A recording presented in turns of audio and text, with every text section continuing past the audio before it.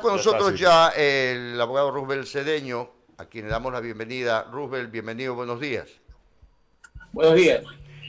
Disculpa que te hayamos molestado, pero lo que no espera, no creo que esperábamos nosotros, pero el hecho es que en la madrugada de hoy, después de la 1 de la mañana, después de largos debates allí, se resolvió, yo creo que fue una resolución sensata, por 3 votos a favor, una abstención y el voto en contra del vocal consejero Pita, de que se reemplace la candidatura de Rafael Correa y que se presente la cédula del candidato a la presidencia, aunque hay una norma que dice que a nadie se le debe exigir en el sector público presentar cédula porque ellos están en línea con el registro civil. En todo caso, desde mi punto de vista se volvió la sensatez en el país. ¿Qué opinión le daba? Porque usted coincidía con esa tesis, Rubel. ¿Qué opina ahora? Bueno, realmente congratulado de ver que pese a las presiones que evidentemente han existido sobre este tema, haya primado, como tú señalas, la sensatez. La sensatez desde el punto de vista político, la sensatez desde el punto de vista institucional y sobre todo la prevalencia del ordenamiento constitucional, pues. El ordenamiento constitucional que emana del ordenamiento convencional, y ya existe una amplia jurisprudencia de la Corte Interamericana sobre este tema, es el derecho de participación, porque ese es un derecho de doble vía, es un derecho del sujeto pasivo que tiene derecho a ser elegido y es un derecho del sujeto activo, que es el derecho del votante, de votar por quien le parezca dentro de un anagrama de opciones políticas, ideológicas, territoriales, regionales, de lo que usted pueda identificar dentro de un mapa político de una nación. Entonces, pretender con subterfugios afectar la participación política en doble vía, evidentemente que lesiona de manera grave el constitucionalismo democrático, no solo porque le impide al sujeto pasivo de ser candidato y al sujeto activo de votar, sino que afecta la legitimidad de quien resulte electo de un proceso de esa naturaleza, producto de un feriado electoral. Eso es inaceptable, es inaceptable.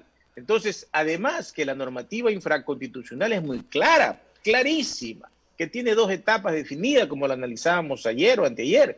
Esto es la etapa previa a la convocatoria, que es los procesos de democracia interna que nosotros hemos coincidido, que son, pues si terminan siendo una farsa en todas las organizaciones políticas ecuatorianas, pero está allí y así es la metodología que tiene a su vez 2 componentes, que es el hecho de la democracia interna y más la aceptación presencial. La discusión iba en el lado de la aceptación presencial. Es más, si tú ves la resolución del Pleno del Consejo Nacional Electoral, en la misma situación del binomio Arauz-Correa estaba la situación de Guacho Pesante y su binomio, porque a decir del tribunal, del Consejo Electoral, no cumplieron con la fase de aceptación personalísima. Entonces, ¿qué hizo el Consejo Nacional Electoral? Lo que dice el reglamento. Tiene 48 horas para subsanar. ¿Por qué? Porque son temas subsanables. Nosotros como abogados sabemos en todos los ámbitos de aplicación del derecho que existe lo subsanable y lo insubsanable. Entonces, en estos casos son temas subsanables. ¿Por qué? Porque lo que se busca es que prevalezca el derecho. En este caso, el derecho de participación, que como repito, es en doble vía. Entonces, bajo ese esquema, la pregunta ¿es esto subsanable o no? Es subsanable, y el reglamento lo dice, tiene 48 horas para cambiar de candidato, y es lo que ha correspondido hacer. El otro de lo de la cédula es un detalle menor, pero como tú dices, es verdad, o sea, una cosa es la identidad y otra cosa es la idoneidad, pero bueno, a veces no salimos de estos formalismos medievales, pero está bien, tiene la oportunidad de presentar la cédula que es y reemplazar el candidato, y con eso evidentemente el binomio debe ser calificado. Y decidir donde debe decidirse, que es en las urnas, es allí donde el pueblo toma la decisión soberana en los sistemas democráticos. Yo refrescaba la memoria de la gente con el artículo 9 del Código de la Democracia que dice que en caso de duda en la aplicación de esta ley se interpretará en el sentido que más favorezca el cumplimiento de los derechos de participación. Lo dice la misma ley, el Código de la Democracia del Ecuador. Y lo dice la Constitución, no solo en este derecho, en todos los derechos. Dice, en caso de duda, creo que es el 426 de la Constitución, en caso de duda, se aplicará en pro del derecho, de la vigencia plena del derecho. ¿Por qué?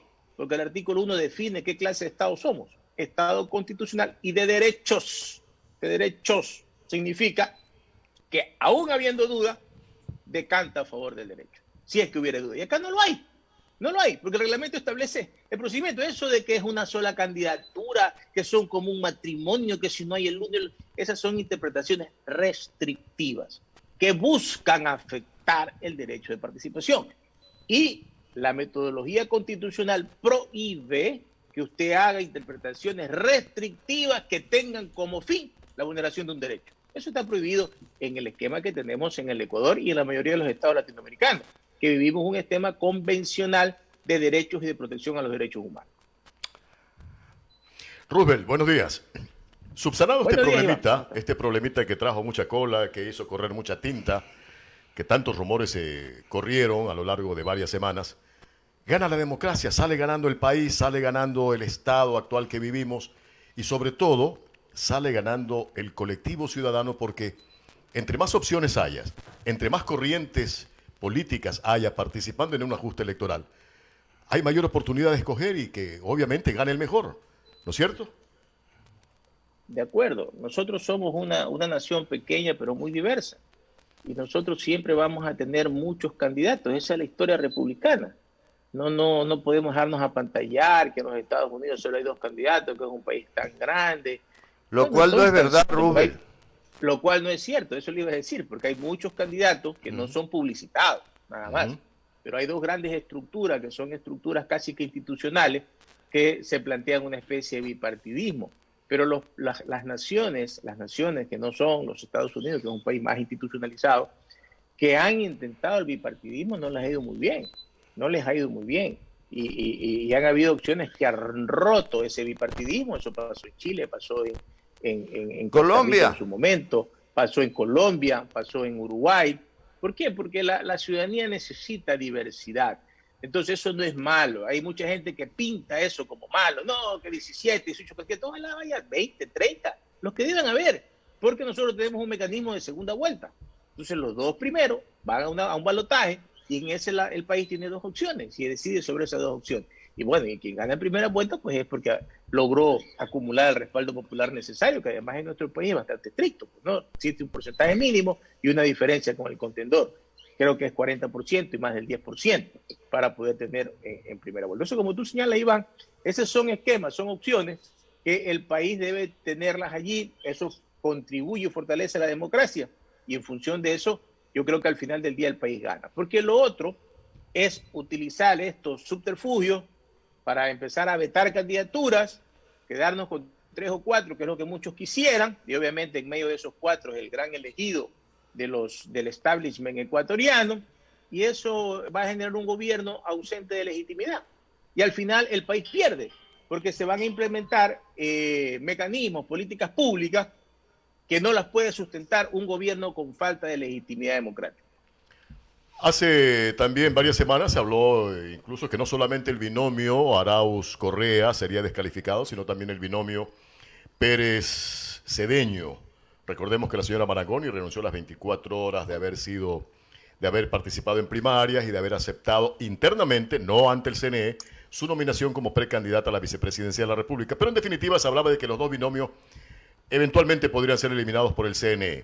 Habiéndose subsanado, Roosevelt, ya el caso del binomio Arauz-Rabascal, llamémosle así, ¿siente un precedente? ¿Sería una suerte de jurisprudencia como para que se subsane también eventualmente el tema sobre Yacu Pérez y Virna Cedeño? Definitivamente. La situación es similar. Es más, en el caso de Pérez, yo diría que un poco más complicada, porque en el tema de Correa,